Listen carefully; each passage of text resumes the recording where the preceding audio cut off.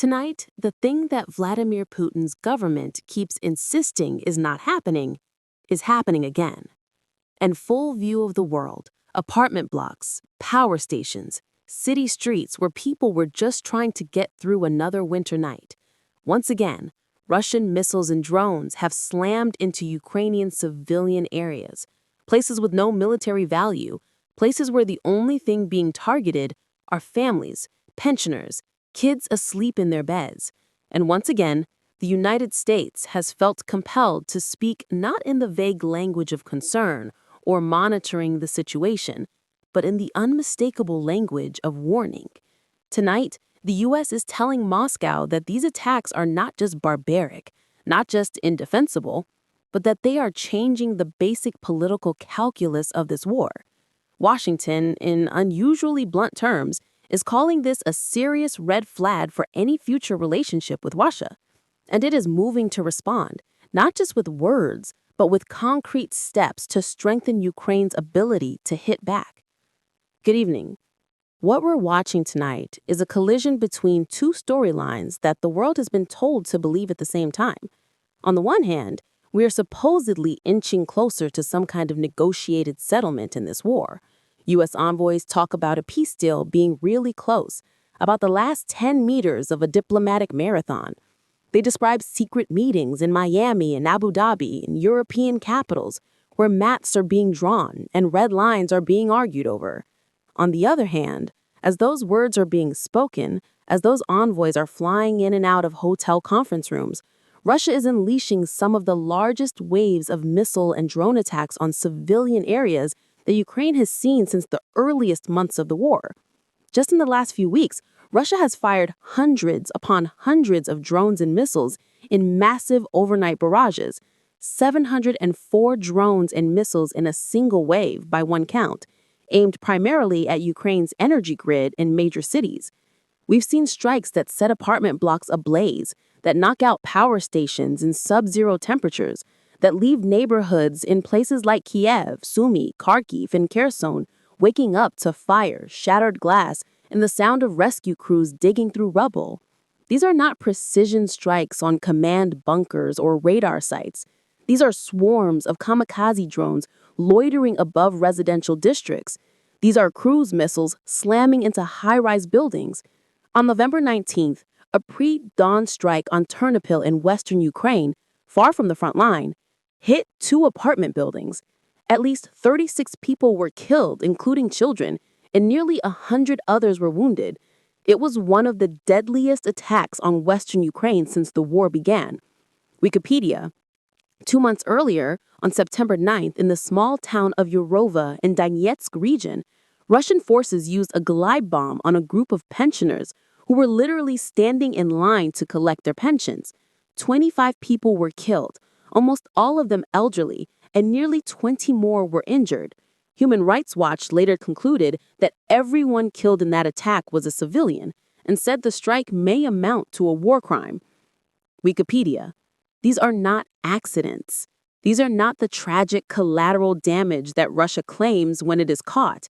This is a pattern, a methodical, escalating campaign to make ordinary life in Ukraine unlivable during the winter, to turn cities and towns into what one Ukrainian described as a human safari, where Russian drones roam overhead looking for soft targets.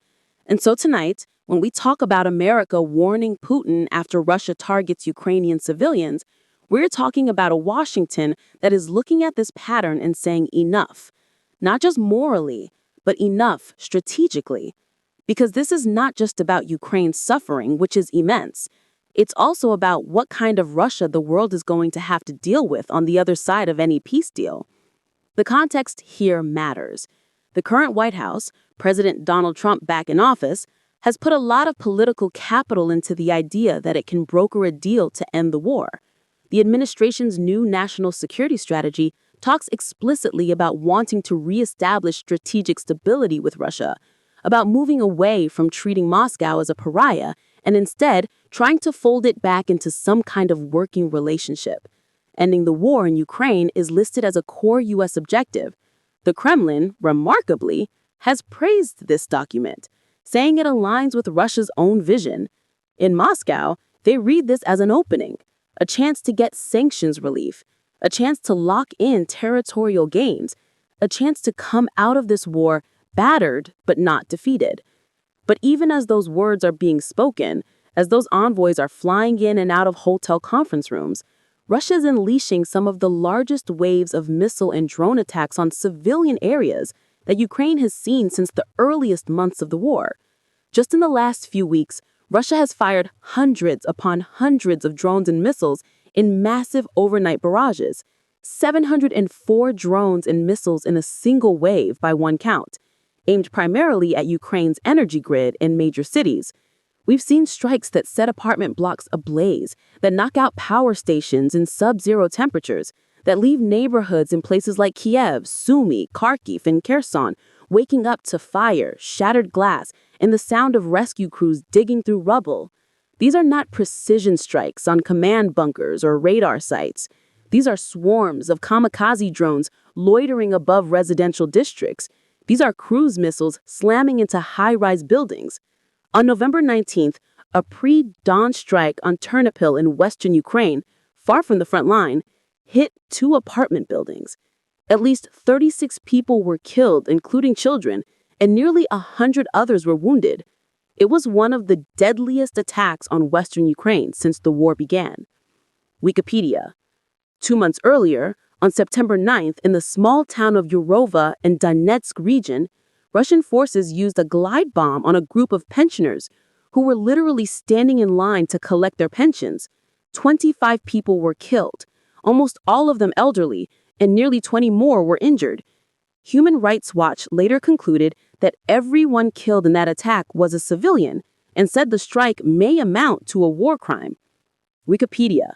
These are not accidents. These are not the tragic collateral damage that Russia claims when it is caught. This is a pattern, a methodical, escalating campaign to make ordinary life in Ukraine unlivable during the winter, to turn cities and towns into what one Ukrainian described as a human safari where Russian drones roam overhead looking for soft targets. And so tonight, when we talk about America warning Putin after Russia targets Ukrainian civilians, we're talking about a Washington that is looking at this pattern and saying enough, not just morally, but enough strategically. Because this is not just about Ukraine's suffering, which is immense. It's also about what kind of Russia the world is going to have to deal with on the other side of any peace deal. The context here matters. The current White House, President Donald Trump back in office, has put a lot of political capital into the idea that it can broker a deal to end the war. The administration's new national security strategy talks explicitly about wanting to reestablish strategic stability with Russia, about moving away from treating Moscow as a pariah, and instead trying to fold it back into some kind of working relationship. Ending the war in Ukraine is listed as a core U.S. objective. The Kremlin, remarkably, has praised this document, saying it aligns with Russia's own vision. In Moscow, they read this as an opening, a chance to get sanctions relief, a chance to lock in territorial gains, a chance to come out of this war battered but not defeated. But even as those words are being spoken, as those envoys are flying in and out of hotel conference rooms, Russia is unleashing some of the largest waves of missile and drone attacks on civilian areas that Ukraine has seen since the earliest months of the war. Just in the last few weeks, Russia has fired hundreds upon hundreds of drones and missiles in massive overnight barrages, 704 drones and missiles in a single wave by one count, aimed primarily at Ukraine's energy grid in major cities. We've seen strikes that set apartment blocks ablaze, that knock out power stations in sub-zero temperatures, that leave neighborhoods in places like Kiev, Sumy, Kharkiv, and Kherson waking up to fire, shattered glass, and the sound of rescue crews digging through rubble. These are not precision strikes on command bunkers or radar sites. These are swarms of kamikaze drones loitering above residential districts.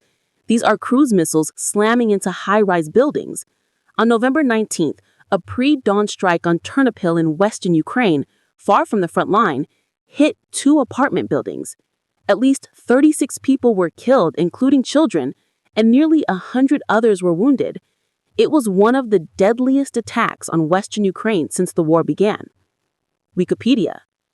These are not accidents. These are not the tragic collateral damage that Russia claims when it is caught. This is a pattern, a methodical, escalating campaign to make ordinary life in Ukraine unlivable during the winter, to turn cities and towns into what one Ukrainian described as a human safari, where Russian drones roam overhead looking for soft targets. And so tonight, when we talk about America warning Putin after Russia targets Ukrainian civilians, we are talking about a Washington that is looking at this pattern and saying enough, not just morally, but enough strategically. Because this is not just about Ukraine's suffering, which is immense. It's also about what kind of Russia the world is going to have to deal with on the other side of any peace deal. The context here matters. The current White House,